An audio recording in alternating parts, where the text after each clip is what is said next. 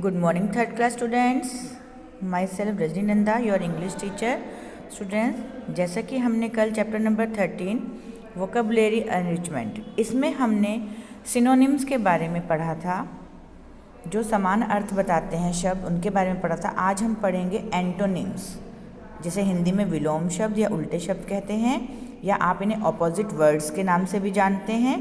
ठीक है, तो एंटोनिम्स क्या होते हैं एक बार देख लेते हैं। Words which means opposite to given words are called antonyms. उल्टे अर्थ देने वाले शब्दों को हम लोग विलोम शब्द कहते हैं। जैसे कि वर्ड दिया है ब्रॉड, ब्रॉड का मतलब क्या होता है? चौड़ा, और इसका एंटोनिम्स उल्टा क्या हो जाएगा? नैरो, तंग। एबिलिटी मतलब योग्यता, इनएबिलिटी अयोग्यता। ह्यूज बड़ा, टाइनी छोटा। एबव इसका मतलब होता है के नीचे, एबव का मतलब है के ऊपर और बिलो का के नीचे। ठीक है, नेक्स्ट पेज पे आ जाएंगे। शार्प मतलब तीखा। ब्लंट, जिसे शार्प होता है कि बहुत शार्प होता है ना, हम बोलते हैं नाइफ जो है बहुत शार्प है, तीखा है। ब्लंट मतलब कम, थोड़ा सा खुरदरा टाइप। एब्सेंस अनुपस्थिति, प्रेजेंस उपस्थिति। हम बोलते हैं ना कौन बच्चा एब्सेंट है और कौन प्रेजेंट है, तो उसी का है ये एब्सेंट का मतलब अनुपस्थिति और ये प्रेजेंस का मतलब उपस्थिति। प्लीज़ कृपया। डिसप्लीज मतलब कि हम मना कर देते हैं उसको। एग्री सहमति, डिसएग्री असहमति। ठीक है। लिटरेट का मतलब होता है पढ़ा लिखा होना या साक्षरता। इलिटरेट का मतलब होता है निरक्षर, अनपढ़। अपीयर दिखना, डिसअपीयर गायब। इनोसेंट, इनोसेंट का मतलब होता है जैसे कि मासूम, निर्दोष, और गिल्टी होते हैं दोषी। अराइव, अराइव का मतलब होता है पहुंचना। डिपार्ट का मतलब निकलना। ऑनेस्ट ईमानदार, डिसऑनेस्ट बेईमान। आफुल, आफुल का मतलब होता है कि जो बहुत ही ज़्यादा सुंदर होते हैं। ब्यूटीफुल सुंदर। फुल भरा हुआ, एम्प्टी खाली। बेनिफिट मतलब लाभ, फायदा। लॉस हानि, नुकसान। फाइन, फाइन का मतलब ठीक। कोर्स, कोर्स का मतलब होता है खुरदरा। फाइन का मतलब जैसे हम बोलते हैं ना कोई चीज़ बहुत ही फाइन है, बहुत ही अच्छे से फिनिशिंग वाली है, उसको बोलते हैं फाइन, ठीक। और कोर्स मतलब खुरदरा। ब्लेम का मतलब होता है आरोप लगाना किसी के ऊपर।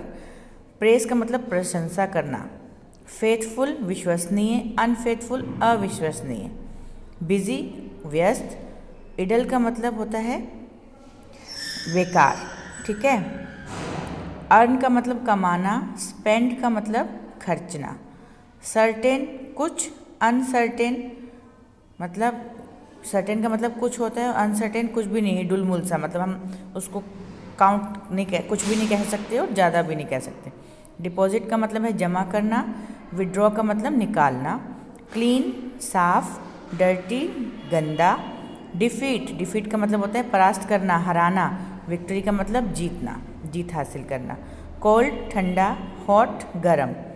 क्रूअल होता है निर्दयी और काइंड होता है दया। ऐसे ही आगे देखेंगे। शैलो, शैलो का मतलब होता है उथला और डीप का मतलब होता है गहरा।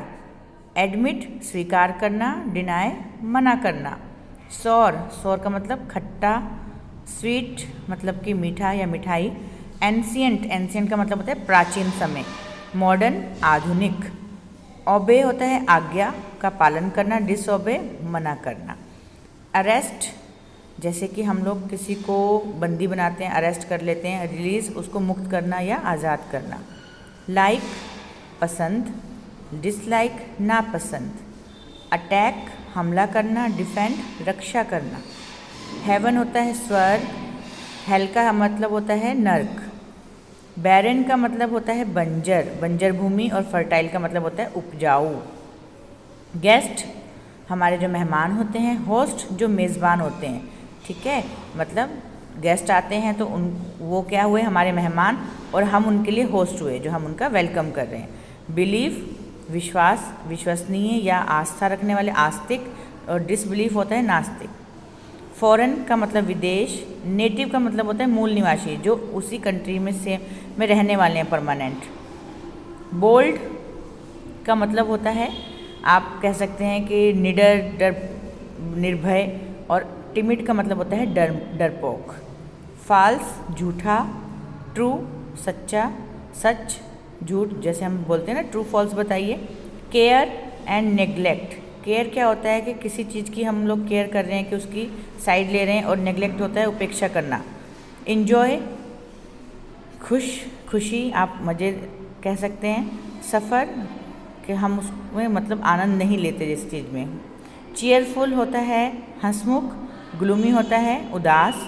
डिफ़िकल्ट कठिन, इजी का मतलब आसान, क्लोज बंद, फार या ओपन खुला हुआ। डिनाई का मतलब मना करना, एक्सेप्ट का मतलब स्वीकार करना। कंटिन्यू लगातार कह सकते हैं आप इसको, और डिसकंटिन्यू इसका उल्टा हो जाएगा, लगातार या कंटिन्यू का मतलब शुरू और इसका मतलब अंत। डेथ मृत्यु, बर्थ जन्म। तो ये हमारे ऑपोजिट वर्ड्स या एंटोनिम्स वर्ड्स हैं जिन्हें आप पढ़ेंगे, ठीक है। इसके बाद आपका होमवर्क है बच्चों, क्वेश्चन नंबर 2, 1 हमने कल किया था।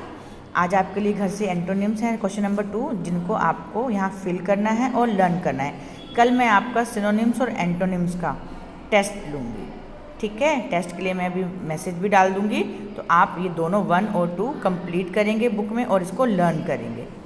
ओके बच्चों, थैंक यू।